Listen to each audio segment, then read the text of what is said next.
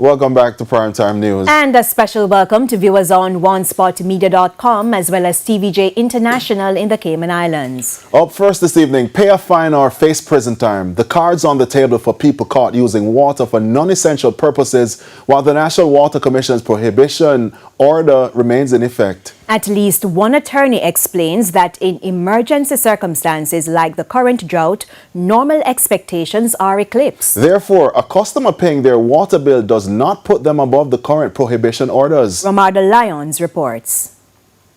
$1,000, the current fine for breaching the NWC's prohibition order, which took effect August 17. Failure to pay the court-ordered fine results in imprisonment for up to 30 days. Since the announcement, there have been comments like this. May I pay my water bill, so who can charge me for using my own water? As attorney at law Said Bernard explains, customers are paying for a service, not the commodity. The resource is the water. The service is the commission actually abstracting, treating, pumping, and delivering said water to your premises. So you are not buying the water in the reservoir. You are paying for the water to be brought to your home. To drive the point home, you can compare it to your motor vehicle license. It does not entitle you to drive at any speed you like. You can compare it to your light bill. It does not exempt you from load shedding, for example. In each case, the payment secures access on terms, and in this case, those terms include limits. In addition, he says emergency circumstances can override normal expectations. The emergency in this instance, water sources dangerously low. Currently, the Hermitage Dam operates at 40.7% capacity, while the Mona Reservoir is at 54.5%. So Parliament, in its wisdom back then, conferred a power on the minister to prohibit and restrict the use of water in a period of shortage. So it's not about who has the largest tank or the strongest pump. It is about ensuring equity where water access is concerned during these times. And that is the social contract, the dichotomy that we share with the government when we sign to be citizens and we elect a government.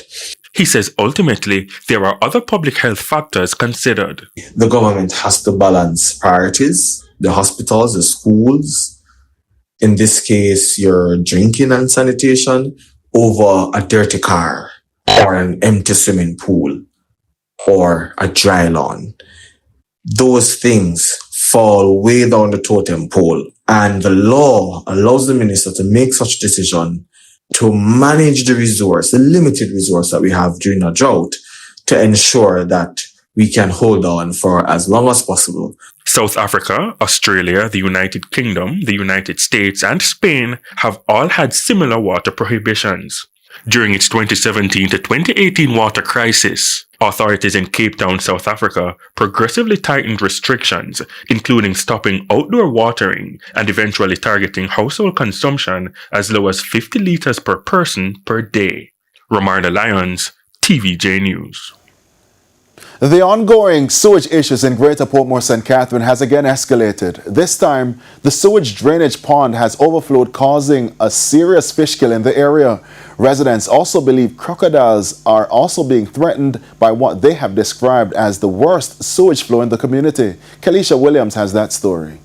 Dozens of dead fish floating, the water now murky green, signs that something deadly is present in these canals in 2 West Greater Portmore St. Catherine. Up to Sunday, it was quite okay, and by Monday, the gully is flooded with raw sewage. And I have facts because the health department have done their tests. And to call me back and say, yes, Councillor, it is indeed raw sewage. Residents say the stench has made life miserable, and the ongoing drought and heat wave have added to their daily struggles. If you notice, a lot of the fishes, they are dying. And last year, we saved a couple of the, I think about 8 or 9 crocodiles died. We called the Nipper people and they turn up. And we reported to the NWC, and they said they are going to do it, and I know we haven't gotten a response. And right now, the sewage itself, it dried up. And because of the killing the crocodile. And the dead fish would seem to me that, you know, not getting enough oxygen, that's why they are dying inside the water. But the stench is what affects us most. because when it is like this, it is all over the community. For people who have asthma and respiratory problem, it really is a bothersome to them.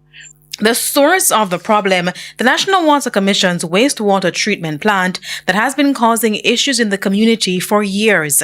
In 2024, after years of frustration, staff at the Greater Portmore High School took to the streets in protest about the foul smell coming from the plant. In 2025, the NWC promised to fix the issue by debushing specific areas along the plant, continuous rehabilitation of the plant and disinfection measures, adjustment of the schedule to ensure that waste is dumped outside of school hours, and the installation of aerators. And they got that, which is called an aerator, to reduce the stench that was coming from. That's the purpose of it, basically. Kelisha Williams, TVJ News.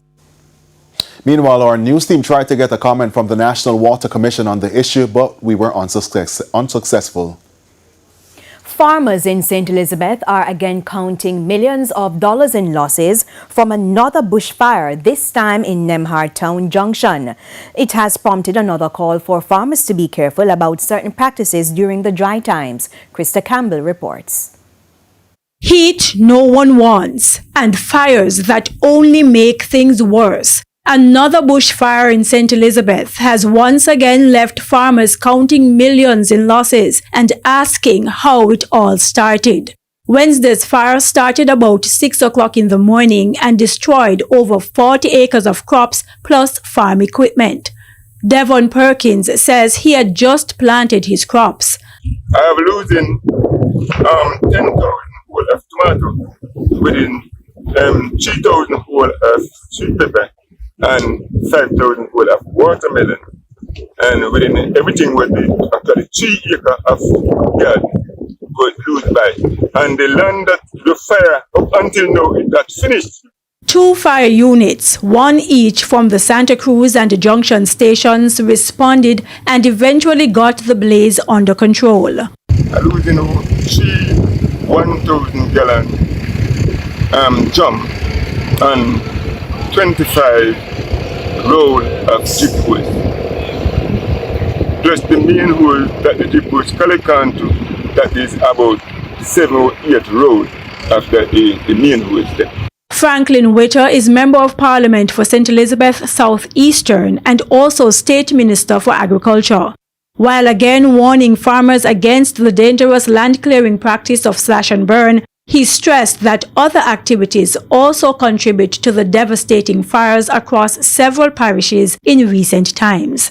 We want to encourage the farmers just to be very, very careful as they seek to prepare for the upcoming rainy season. Most people, especially in the southern part of St. Elizabeth, would engage in the usage of a lot of guinea grass for mulching, as you are aware. And that also is like a fuel to the fire. And whenever we have these fires, then the presence of the guinea grass will create even more serious spread of the fire. He's also reminding farmers who've already suffered losses in previous fires of the Agriculture Minister's commitment to helping them. Krista Campbell, TVJ News.